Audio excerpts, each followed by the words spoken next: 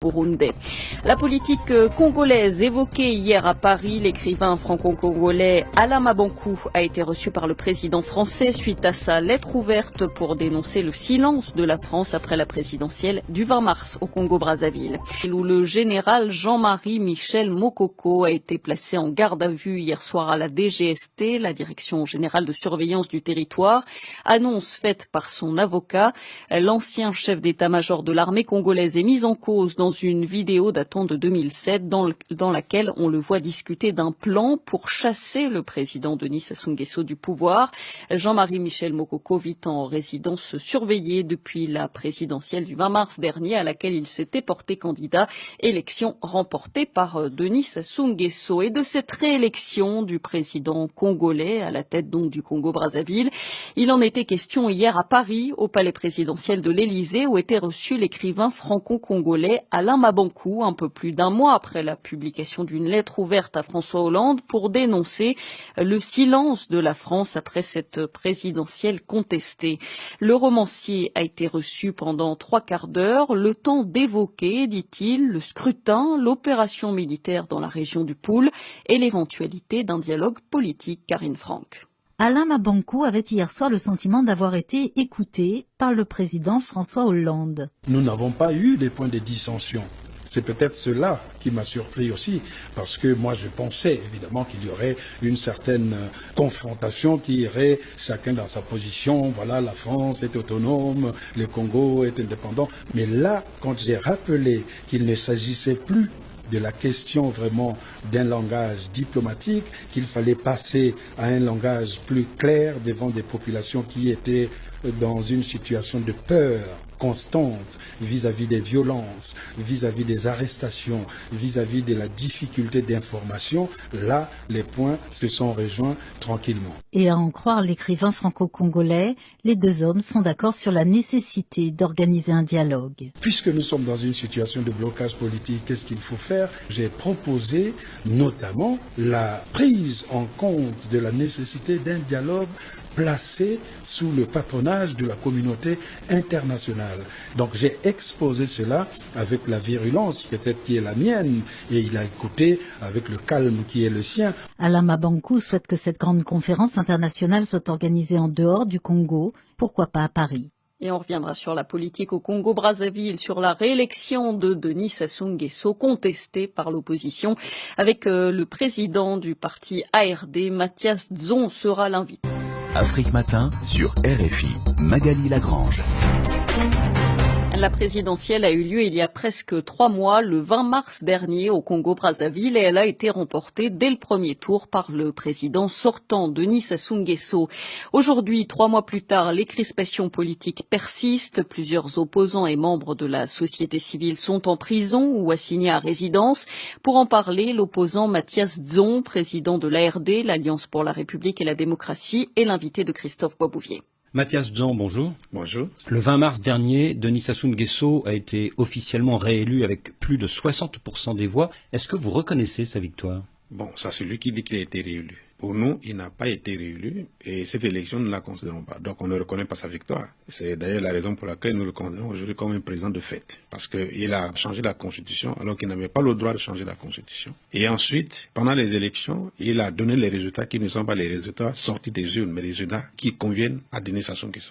Il n'est ni légal ni légitime. Il n'est pas légal parce qu'il n'a pas été élu conformément à la loi. Il est illégitime parce que les Congolais ne l'ont pas élu. En septembre-octobre 2015, vous, les opposants, vous étiez tous unis contre le changement de constitution et contre le 3e mandat. Mais ensuite, vous, Mathias Dzon, vous vous êtes singularisé, vous avez boycotté la présidentielle. Et du coup, une autre figure du nord du pays a percé dans l'opposition, c'est le général Mokoko. Et vous connaissez l'adage, les absents ont toujours tort. Est-ce qu'aujourd'hui, Mokoko n'a pas pris votre place dans le cœur de beaucoup de Congolais? Alors ça, il n'y a pas de place à prendre. Je ne vois pas combien militaire peut prendre la place d'un homme politique. Mais il faut d'abord savoir qu'il il y a eu un engouement qui n'a rien à voir avec l'appréciation de tel ou tel homme politique. Simplement parce que les Congolais avaient marre de voir Denis Sassou Nguesso à la tête de l'État. Et allez, on va voter. Peut-être qu'il va partir. Mais ils n'ont pas compris que Denis Sassou Nguesso n'a pas changé la Constitution, n'a pas convoqué les élections anticipées pour voir quelqu'un d'autre s'asseoir sur le fauteuil présidentiel. C'est ça que les Congolais, là, le Congolais moyen n'a pas compris. C'est-à-dire qu'en fait, quand vous avez décidé de ne pas aller à cette élection, vous n'aviez pas prévu l'effet Mokoko. Peut-être qu'aujourd'hui, vous regrettez, non, de ne pas être allé à cette élection? Je ne regrette rien du tout parce que la base de mon parti est restée intacte. Et mes partisans y sont toujours. Ça, je peux vous assurer.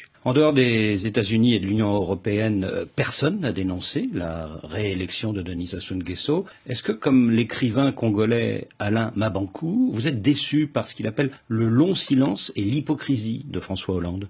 Je sais qu'il y a une position de la France qui a trouvé que cette élection n'était pas transparente et n'était pas équitable. Ça, c'est la position officielle de la France. Maintenant, le reste, ça, je ne connais pas. Aujourd'hui, Mathias Dzon, comment sortir de cette crise politique dans votre pays? Très simple. Moi, je propose que pour sortir de cette crise, les armes, ce n'est pas une solution. De toute façon, Denis Sassou Nguesso, c'est le plus armé de tout le Congo. Alors, pour sortir de cette crise, il n'y a que le dialogue. Il faut qu'il y ait un dialogue national inclusif qui nous permettra de trouver des solutions pour sortir de cette crise-là, y compris la crise de poule. Quand vous parlez de la crise du poule, on pense évidemment au pasteur Ntoumi. Il faut qu'il soit associé à ce dialogue? Absolument. Tout le monde doit participer à ce dialogue-là. Alors, je crois que vous avez écrit dans ce sens à Denis Sassou Nguesso, c'est ça? Nous avons écrit à Denis Sassou Nguesso pour lui dire qu'il était urgent et impérieux de convoquer ce dialogue. Alors, nous attendons toujours sa réponse. Il n'a pas encore réagi. Mais pour aller à un dialogue, nous avons déjà émis les conditions. Il faut que ce dialogue ne soit pas un faux dialogue comme on a organisé à Ivo, Dolisie ou Sibiti. Il faut qu'il soit préparé par la classe politique elle-même. Nous mettrons en place une commission préparatoire paritaire, pouvoir-opposition, qui va déterminer l'ordre du jour. Un dialogue sans supervision internationale. Ah si, nous souhaitons qu'il y ait des observateurs internationaux à ce dialogue-là qui viennent. Si, nous le souhaitons vivement. Mais une vraie représentation internationale. Mais aujourd'hui, vous avez des leaders de l'opposition et de la société civile qui sont en prison. Comment peuvent-ils participer à un tel dialogue s'ils ne sont pas libres? Mais il n'y a pas que des gens qui sont en prison. Vous avez des gens qui sont assignés à domicile. Comme le général Mokoko. Comme le général Mokoko, comme Andro Kombi-Salissa, etc. Et nous avons ceux qui sont en prison. Nous avons par exemple Anatole Mbongo, qui était un des porte-parole du candidat Mokoko, Jean-Marie. Vous avez Paulin Makaya, qui lui était responsable du parti, qui était arrêté lors des événements du 20 octobre. Et vous avez Pika, qui était à Pointe-Noire, dans une manifestation d'opposition. Il était arrêté là-bas et transféré à Brazzaville. Et bien d'autres sympathisants de l'opposition. Plus des leaders de la société civile comme Odi Bemba. Alors ce que nous voulons, c'est que pour y ait un vrai dialogue, il faut d'abord que le climat soit apaisé. Et pour apaiser le climat, il y a deux choses à faire. Il faut libérer tous ceux qui sont en prison. Il faut lever tous les sièges de domicile. Il faut retirer l'armée du poule, que tous les militaires rentrent dans leur camp. On lève l'état de siège. Et en ce moment-là, les Congolais se sentiront libres et en paix et nous irons à un vrai dialogue. Donc c'est ça le préalable. Et nous l'avons posé clairement au président Sassou. En ce moment-là, nous irons à un vrai dialogue et on trouvera les bonnes solutions à la crise actuelle.